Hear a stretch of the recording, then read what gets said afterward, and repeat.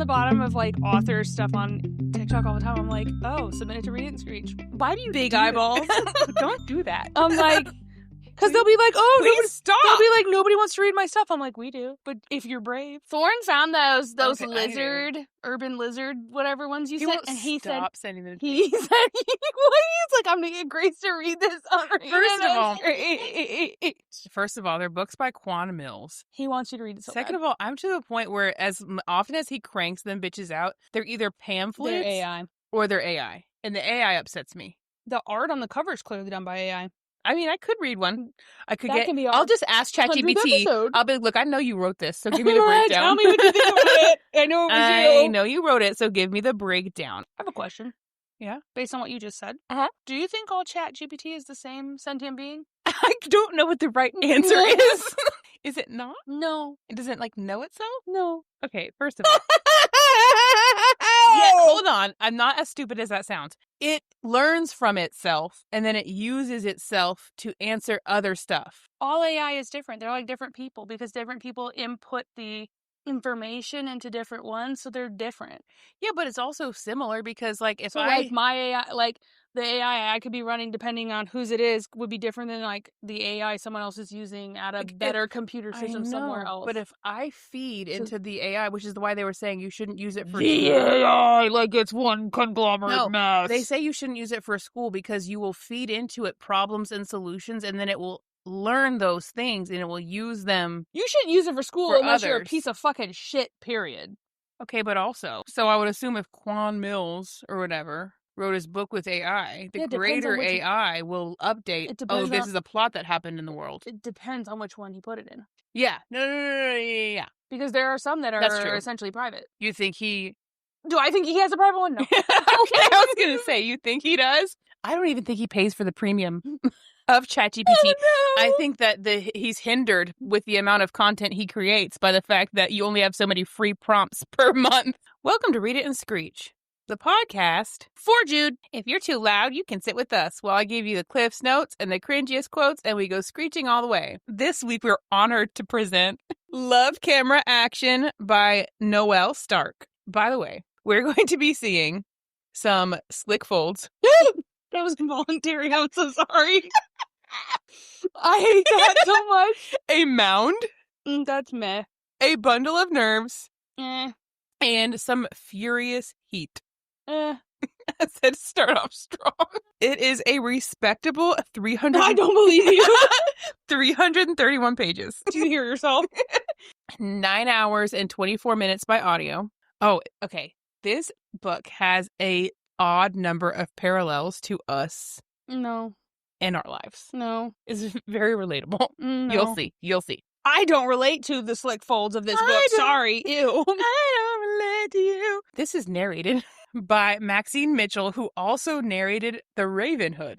So it goes all the way to the top. You mean the Ravenhood series? Yeah. Oh, okay. Ew. It goes all the way to the top. Thanks. Okay.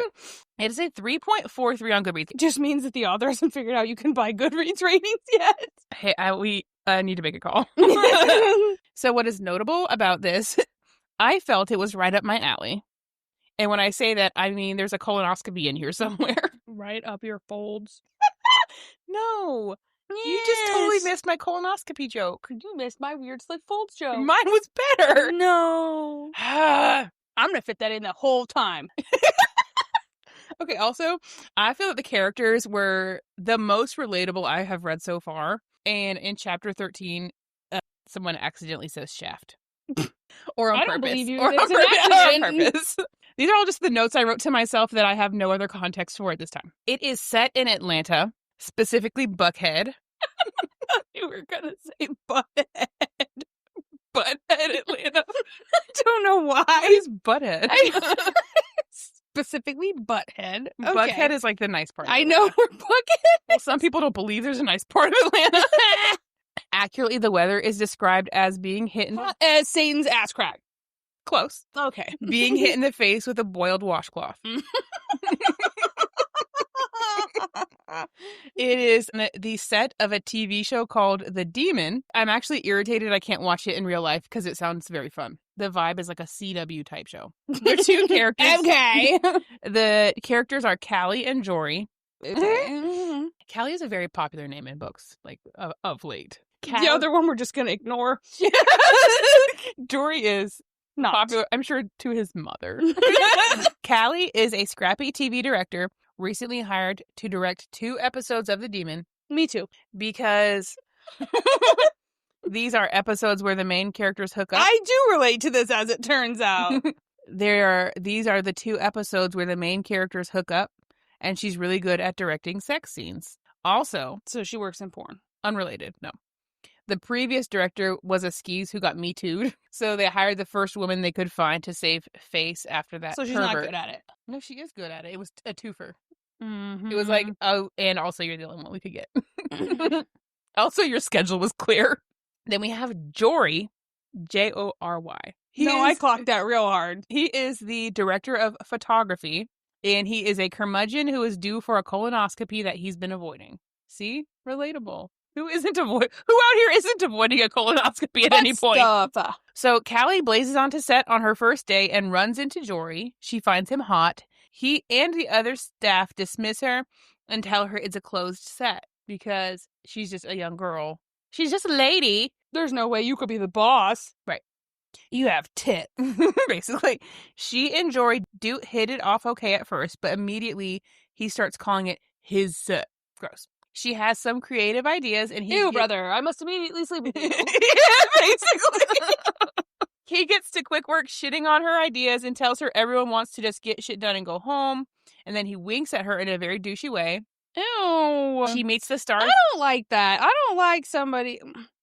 That's not enemies to lovers. That's your self-respect going down significantly as the book wears on. First of all, no one billed this as enemies to lovers. No, I'm saying that people like allude that like when someone's your resolve right wanes. They just wear you down. They haven't changed at all, and they're like, it's enemies to lovers. No, he's a twat. No, that's not this. That's not this. And you have no self-respect.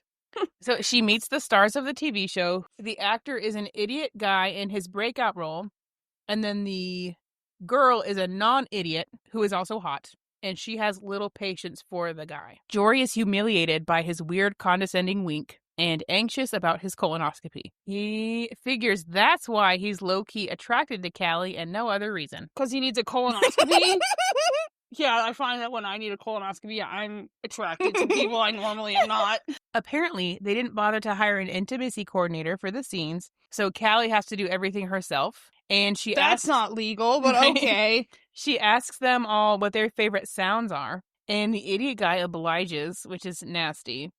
And then Jory says his favorite thing to hear is cameras up. Touché, Jory. While working, Callie gets a call from her sister Patsy, whom she has been supporting for most of their lives. Patsy says something about her newest boyfriend wanting to take her to a lake house for the weekend, but Callie brushes her off and keeps working. She keeps clashing with Jory, who is pissy that she's trying to make a good show, which makes heat sweep through her body. What? I don't know. Is she horny for doing a good job? He does acquiesce to her requests, and it turns out she was right. The scene comes out great. That being said, the male actor gets a little bit too into it, and so the actress hits him in the nuts so hard they have to call a medic. So she calls Patsy back, but Patsy downplays the whole thing with the new boyfriend, which is some not-so-subtle foreshadowing. Over in his own Airbnb, Jory is not like other boys because he likes old cameras. So he's like all other boys. Yes, that's the point of my joke. Thank you. His dad calls to chide him for not getting his colonoscopy, and then one of the executives calls to shit on Callie for being a lady, and then he hints that Jory should be the director instead. The next day, said executive is on set mansplaining and shitting on her ideas. Jory does apologize for the behavior, but still takes the asshole guy's side and calls it his set again. They have this charged moment because this prop almost falls on her, and he saves her by pushing her up against the wall. Because there's no other way to save her. Let it hit me. Callie bonds with the lead actress because all men suck, and then she eats a criminal amount of coleslaw. She and Jory run into each other while the sex scene from the day before is being edited, and he gets an embarrassing hard-on, and then gets all sweaty and walks backward away from her. That said, it's a very good sex scene because Callie knows what she's doing. Where's a good old-fashioned homeschool run when you need one? That's basically what it was. She continues doing a good job and does her best to connect with the cast and crew. There's a lot of double entendre about a pepper grinder. They get into it over said pepper grinder. Callie thinks the pepper grinder is a metaphor for the characters being in love. And Jory thinks that's a bad metaphor because healthy relationships take time. Everyone watches them argue, and then the crew has a philosophical conversation about love. Right. And the fate of the pepper grinder is left undetermined. Is that why they said shaft? I don't think so. They said phallus a lot, though. Ugh. Since Jory keeps putting off the colonoscopy, he's in a perpetual state of prep for it. No! Why is this so integral to the plot? So, to be honest, he's probably a dick because he's constantly hangry. He basically just starves himself and then reschedules, and then he'll finally eat dinner. So he won't eat because he's like, oh, I gotta go do that later, and then he'll cancel it, and then he'll just eat dinner. Jesus. Turns out he's afraid to love because his mom died of cancer. Can you guess what kind? Colon? Actually, it was stomach cancer. But she had Lynch syndrome, which is something that is like causes colon cancer. He runs into Callie that evening at the... I doubt that he runs. He has to run. Yeah. He does. He... a very slow walk. Butt cheeks clenched. He's like, almost with a cane at this point, just like a shaky breathing. So he bumps into Callie at a millennial burger joint. And when she asks why he hardly eats, he says it's because he does Pilates instead of eating lunch every day. And not because he's doing hella colonoscopy prep. Right. Who are you trying to impress? Why is an adult man trying to impress an adult woman with Pilates at lunch? Instead of... Okay, that's actually a very fair decision to make. Choose your own adventure. Tell the hot girl that you're doing a perpetual colonoscopy prep, or tell her that you're doing some muscle toning. I've never seen an adult man admit he does Pilates if they would rather admit the colonoscopy. Well, Jory orders a normal burger, and Callie gets one with plantains. Ew! No, that's not the ew. And peanut butter on it. Oh my god! What the fuck? Ew! He is rightfully horrified. Yeah! There you go. That's the colonoscopy. Fuck! But you know, he's got it bad for her already because this does not change his attraction to her. He's like, I should try that for my colonoscopy prep tomorrow. She does have the audacity to judge him for She getting had the audacity a plain to order burger. that! They go back to the building where their Airbnbs are, and they ride the elevator, and he lets a growl escape. A huge fart out, probably. Awesome. This is so good. Two people with outrageous gastrointestinal issues in an elevator together about to get dirty. He lets a growl escape from deep in his From throat. his ass. From deep in his throat. There is no human way that came out of his mouth and output. You are lying. You're lying. The next day, he can't get out of bed. Jory shits on the male. No. Yeah, he does. He does. Like that. I shouldn't say it like that. Yeah, he does. He talks bad about the male actor. And it's obvious. So Callie tries to work with him, and they get into it again. And everyone hears the conversation that she and Jory are having, but they only hear the tail end of it. So it ends up sounding like she's the one that's saying. I'm surprised she can even look him in the face after that. Bro, after the situation that you made up that didn't happen. After the food that they ate in front of each other.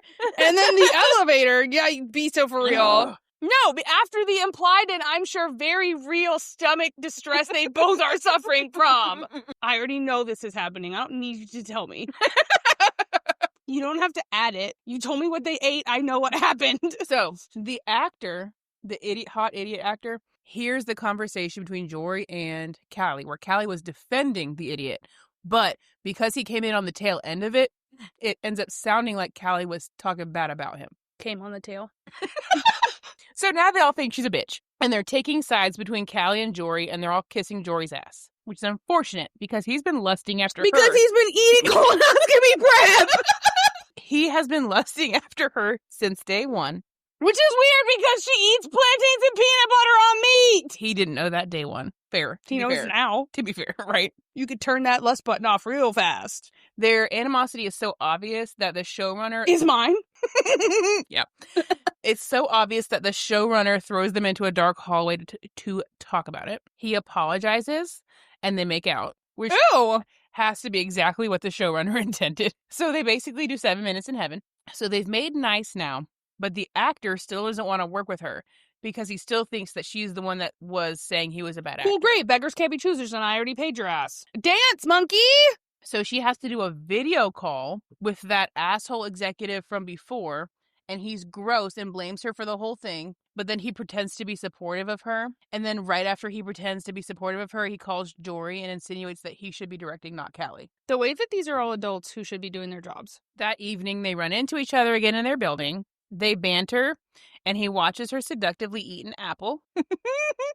He apologizes for kissing her, which is objectively a terrible thing to hear after kissing someone. They argue about who made the first move, and then he tells her, "Don't ever kiss me again." You got it! Basically, that's what she said. Damn! She says, "No problem, I don't do repeats." So they go back to filming, and now Jory is being too nice. And she's annoyed by this because she thinks that it's because he's paranoid about the kiss. He says no, he's just trying to respect her directing. And a little late. Then he says that he would love for her... Okay, you ready? No. He says that he would love for her to direct him to squeeze her ass. What? I would like to direct you to HR. So they... Directly to jail. Do not pass go. So they fool around on one of the dark sets, and they talk very explicitly the whole time. Ooh. And he is left hard and wanting. Again, like that's the biggest crime you can do. Not eat that fucking sandwich. I can't. The people who act like the worst thing you can do in a romance novel is leave someone with blue balls. Well, normally it's the opposite, and they're like, "I can't believe I left her pining for my ween." And at least this one's the opposite, and she left him hard up. They're like, "Oh, I left him with blue balls. It's the greatest crime." No, your weird sandwich you had at the burger bar was the worst crime that happened in his book. They are not very nonchalant about all of these rendezvous. Callie's mom calls and asks if she's heard from her sister, and it's perfect timing, apparently, because she turns up on set, dangling a cigarette from her mouth like a trucker. Me too. It turns out that new guy that she was talking about is married. Ooh, me too. And was her superior at work. Me too. And was on the board for her PhD program. Me too. And so she quit all of the above. Jesus! So Callie has been She said, "My life, hand me that flammable liquid." Yeah, literally. And mind you, Callie has been working to support her sister through this said program. That evening when Jory gets home, he finds a perfect banana in his pocket that Callie put there because... A banana? Because she's trying to make him eat more. Mind you, he hasn't told her about the reason for his weird starvation habits. I just told you it's Lynch syndrome, which is a syndrome that can lead to cancer. He sounds like he has Crohn's. No, he doesn't. Crohn's is when you shit blood uncontrollably for the rest of your life. Amen. She's like, "Please eat for me. Here's some bananas and peanut butter for hamburger." Like, mind you, he hasn't told her the reason for his weird eating habits. Callie then shows up at his door with a baby monitor in tow that she is now using to monitor her sleeping sister back at her Airbnb. She wants to blow off steam, so she gives him the blowiest blowjob of blowjobs in the kitchen, and she's been thinking about doing that for weeks. During the pillow talk after, Jory remarks that the scenes are better after he finger fucks her into oblivion. So they agree to keep hooking up for the sake of their work. Wash your hands. Wash those hands. Employees must wash their hands before returning to work. It's a in warm water with soap. It's a sacrifice for the arts. Use soap. They agree to keep things out of the workplace. Liar. Immediately, they start having filthy sex all over set and after work. Told you. He helps get her sister a job at the library at Emory, just casually. Asshole executive calls and tells him that he has something cooking that will be good for him. And Jory's skull is as thick as his cock, apparently, because he doesn't put it together that this asshole guy So would you want their skull to be thin? I don't understand that reference. Do you know what thick skull means? Yeah, but would you want it to be thin? Do you think that skull girth and cock girth are related otherwise? No, but why would you want their head to be thin? hand size, foot size, cock Why size, would skull Why would you want thickness. their head to be thin? You don't. It's just an insult. Big dick, little brain. Jory's skull is as thick as his cock, apparently, because he doesn't put it together that the asshole guy is trying to have him replace Callie. He's like, I got something cooking for you. You'd be really good at directing this show. And he's like, okay, that couldn't possibly have any negative ramifications for Callie. Dad calls again to ask about the colonoscopy. Callie walks up during the call and feels something hard in his pocket, but it's not his wiener. It's a roll of film from the old cameras he collects. Okay. She tells him, Again, do you know how big a roll of film is? yeah, but the case. My point is big. It's so small. She tells him she will develop it for him, and he says he won't have time because he has to get his colonoscopy. Finally. And you're going to die of the colonoscopy? No, he won't have time today. Oh. Jesus. No. I'm never going to see you again. I'm going in for my colonoscopy. That's kind of how it feels.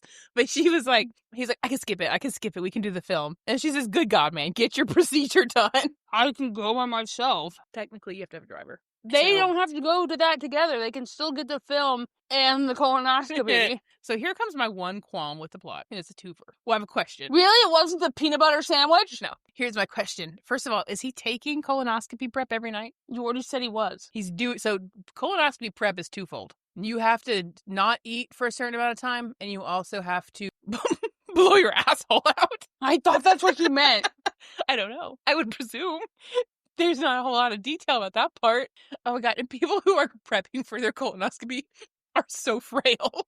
That's what I thought you meant. I assume. Anyway, so while they're waiting in the clinic, she gets him some tea to help settle his nerves, and you're not allowed to have anything to drink or you'll aspirate, and you will die during the colonoscopy. Well, there you go. He's going to die. So she distracts him by telling him about her horrible childhood and her shit mother. As he's waking up from the anesthesia, he tells her that he wants to take her to his beach house.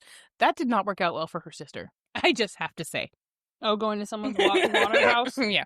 Are you also married? Right. They develop the film while he fantasizes about being in a relationship with her, and he tells her about how he likes being behind the camera because his mom died and it was safe to be behind the camera. Yeah, it's really dangerous in front of it. You might die. Like, as with the colonoscopy. Then they bone, and then he tells her, we have to talk. Ugh. While she's still naked, bro. No. He says that he thinks things have gotten out of hand. I do too. While she's putting her panties on. Me too. She's like literally naked. Sir. And she says, well, I guess I'm not invited to your beach house then. Okay. Because she's brave. The next day they go back to filming, and his dad sends him an old photo of the family before his mom died, and he has an epiphany that you shouldn't avoid being attached to people just because they might die or something. Meanwhile, that asshole executive did the very fucking obvious and went and got Callie fired, and he's like, damn, I should have known. Yes, you should have. So in a final act of desperation, he forces the crew to work in a thunderstorm like a maniac, and as a result of all the chaos and energy, the idiot actor kisses the hot actress in an off-script... So, assault. Yes. And so she beats the shit out of him. Cause assault. And then Callie figures out that he's supposed to be replacing her and runs out. The next day... Just get a new job. No, because they're like, they'll blackball her kind of if she doesn't do good. It'll be like, why'd you get fired from the demon? Why? Oh, well, because the actor beat the shit out of the other one because I wasn't good at my job. Okay. The next day, she loses her shit on her sister, rightfully so, and tells her she can't keep cleaning up her messes. Sister apologizes and tells her that for all these years, she's been telling everyone that she gets dumped all the time because men won't commit to her. But it turns out she's been the one dumping them. And she lied. And she did not have an affair with that boyfriend from earlier. That guy she had been talking about was really a guy that she was in love with a long time ago, but she was scared and ran away. And then she ran into him again and was so upset that he had a nice life that she quit the whole program. Charming. So Callie decides to go to work for her last day and do her best. That's what I was wondering, why she didn't do that the first time. Thankfully, the actor who kissed the actress turns himself in for his behavior. Callie offers to back her up if she wants to pursue charges, but she decides not to and continue filming. Callie also talks to the actor and tells him to lighten the fuck up. Because he's like a new actor, he's obsessed with the seasoned actress, like liking him as a person. So he tries too hard. It comes off gross. So she's like, chill out. It does come off gross. It does, yes. It turns out that Jory had made them film in the storm the previous day to try to get himself fired because it was so chaotic and terrible. But since it's such a boys' club, they sweep it under the rug. Oh, good. And so he ends up just quitting. They direct one last scene together, pulling inspiration from their last good fuck Ugh. after developing those pictures. Oh. And then he pulls her into a closet. Closets go well for them. And have an adult-ish conversation. The exec finds them and has a fit blaming Callie for everything. And she reads him to filth, calling him a petulant little boy. It is very satisfying. It turns out he was low-key a perv anyway. Oh, good. And so Jory throws him up against the wall, and then the asshole pervert executive gets fired. 2 weeks later, Jory has the pathology results from his colonoscopy, and he does not have cancer. Sister is asleep again, being watched on the baby monitor. Callie has been brought back on for the season finale for the show, and they have both been hired to work on a new show together because they make magic. And Callie has bought him a blank roll of film to take his own pictures, and he's going to bring her to his beach house. The end. First of all, Patsy's an icon. Who? The sister's name's Patsy. Oh. Sister's an icon for showing up with a cigarette hanging out of her mouth like a trucker, fresh off quitting her PhD program. Surprised she made it to her PhD. Literally, I was thinking that. Okay, where are they now? I don't like that when you're, like, it's kind of chaotic. But And this you're guy was blowing his ass out every single night. Well, her sister's still a hot mess. She needed to be hit. Oh, no, I don't like What do you mean you walked up on... I am directing a show on the CW, or whatever. And you, Kate, popped up on the set, cigarette, again, iconic, but cigarette hanging out your mouth. Quit your PhD program. She just got that one little yelling at, or whatever. So I'm curious as to if this is going to be like one of those things where like book 2 is about the sister. And if so, I would definitely read it because I do love a character who's like a mess getting their life together. Sometimes it just gets tiring. Which one's a good person? Like when the main character is just like a good person. Oh. I like Fuck you for being a good person! But that's the problem. I think that's why so many people love Nesta, because you don't get to see like a very deeply flawed female character. But that was like the worst job doing it. Which is why I like the book Something Blue so much, because she's a deeply flawed person, but she also is like well-meaning and trying to better herself. I like that. I love a book like that. I would read a book about her sister. I would also watch that show. I know nothing about filming movies whatsoever or shows whatsoever, so that was like, I learned a lot. I promise you, if you read this book, it's gonna feel completely different than listening to this. Whatever. Thank you for listening to Read It and Screech. If you'd like to support, you can always rate, review, and subscribe. Also, find us on TikTok and YouTube and sometimes Instagram at Read It and Screech. Oh!